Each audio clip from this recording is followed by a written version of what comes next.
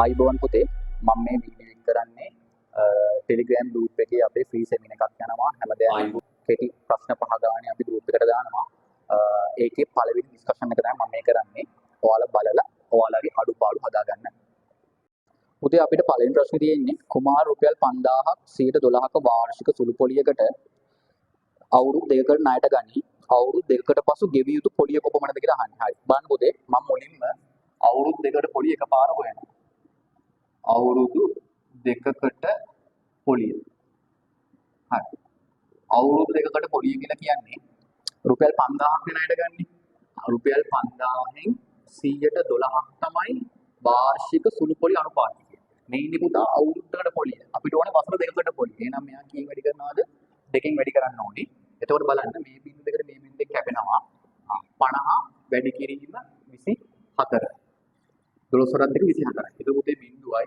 5 වරක් අතර 20යි දෙකක් ඉතිරි 5 වරක් දෙක 10යි 2යි 12යි. රුපියල් 1200යි කියලා එනවා. එහෙනම් වසර දෙකකටම පොලිය කොච්චරද? රුපියල් 1200යි. අපි දෙවෙනි ප්‍රශ්නේ බලමු. දෙවෙනි ප්‍රශ්නේ තියෙන්නේ A2 එයාගේ තුන්වෙනි බලය වැඩි කිරීම A3. හරි.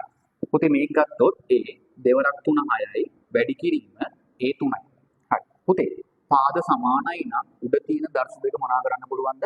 එකතු කරන්න පුළුවන්. පාද සමානයි නම් උඩ තියෙන දර්ශක දෙක එකතු කරන්න පුළුවන්. A 6 ධන 3. A 9. A 9. ඊළඟට අපි තුන්වෙනි ප්‍රශ්න බලමු පුතා. පුතේ තුන්වෙනි ගානේ තියෙන්නේ log 2 32 යගේ සොයන්න. පුතේ මේක ගොඩක් බලන්න.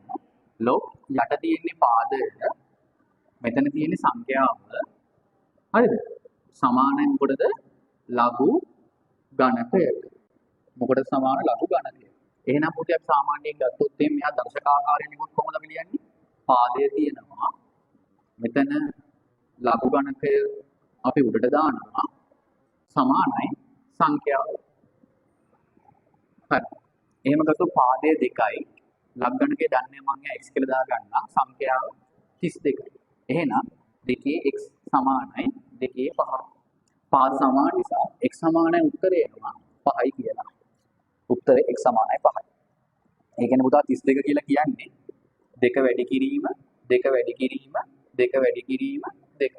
දෙවරක් දෙක 4. හතරවරක් දෙක 8යි. 8 වරක් දෙක 16. 16 වරක් දෙක 32. දෙකේ 5 තමයි 32ක් වෙන්නේ. ඊළඟට බලමු පුතේ හතරවෙනි ප්‍රශ්නය. හතරවෙනි ප්‍රශ්නේ බැලුවොත් එහෙම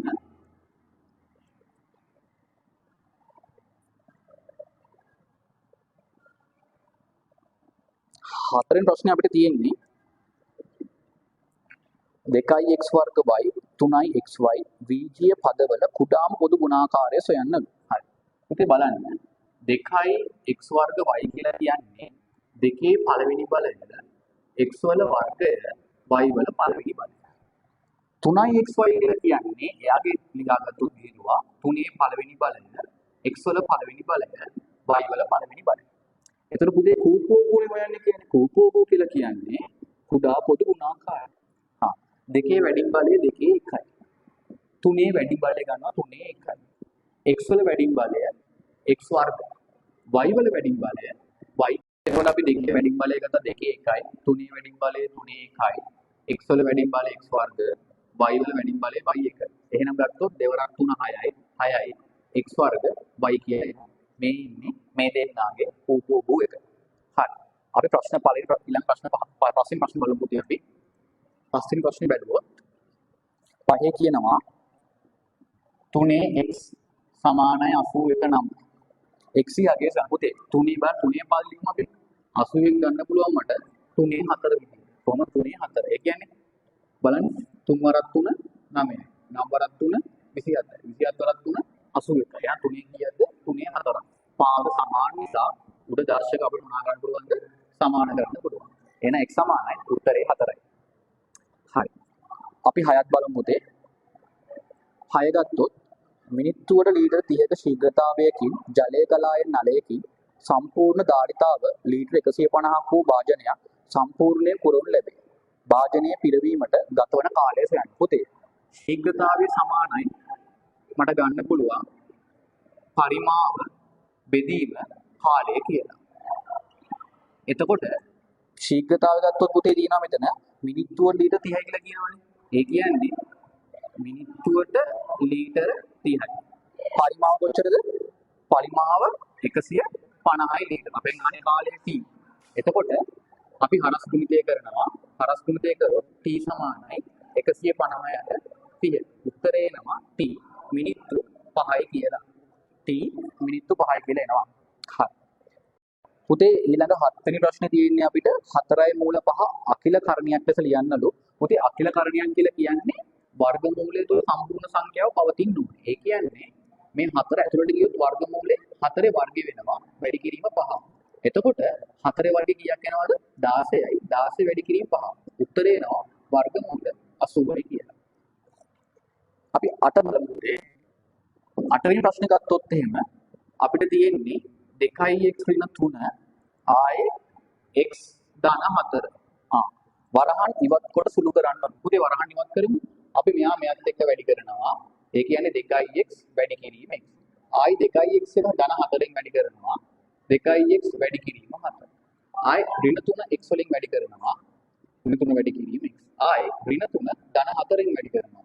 ඍණ 3 ධන 4ෙන් වැඩි කරනවා. මේ බලන්න දෙවරක් ගත්තොත් දෙවරක් එක 2යි x වැඩි කිරීම x වර්ග දෙවරක් 4 8යි 8යි x ආයි ඍණ 3යි x ඍණ 12යි. පුතේ මේ බලන්න උත්තරේ එනවා 2යි x වර්ග ධන 8යි x වලින් 3යි x අඩු කරාම ධන 5යි x ඍණ 12යි කියලා උත්තරේ එනවා. හරි. අපි බලමු පුතේ 9 වෙනි ප්‍රශ්නේ. එතකොට 9 වෙනි ප්‍රශ්නේ බලනොත් එහෙම 9 අපිට කියනවා බලන්න 9 කියනවා Ng 52.5 සමානයි 1.72.29. හරිද?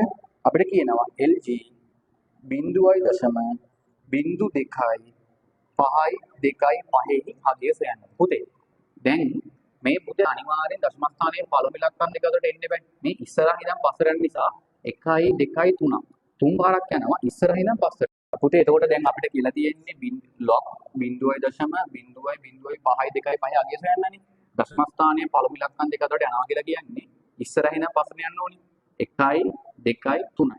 බීටි 3යි දශම මෙන්න මේ උත්තරේ දාන්න. 72.02. උත්තරේ එනවා බීටි 3.72.02 කියලා. හරි. පුතේ අපි 10 වෙනි ප්‍රශ්නේ බලමු.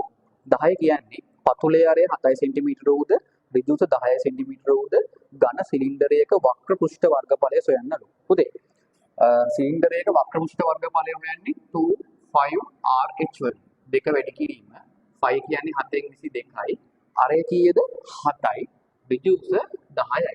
එහෙනම් මේ 7 කැපෙනවා. උත්තරේ දෙක වැඩි කිරීම 2 44යි 44 10න් වැඩි කරොත් 440යි ඝන වර්ග සෙන්ටිමීටර කියලා. එහෙනම් වක්‍ර පෘෂ්ඨ වර්ගඵලය එනවා 440යි වර්ග සෙන්ටිමීටර කියලා. පුතේ එහෙනම් මේ ගණන් ටික බලලා ඔයාලගේ අඩුපාඩු හදාගන්න. අඩුපාඩු හදලා ඊළඟ MCQ series එකේ වීඩියෝ එකෙන් අපි නැවත හමු වෙමු.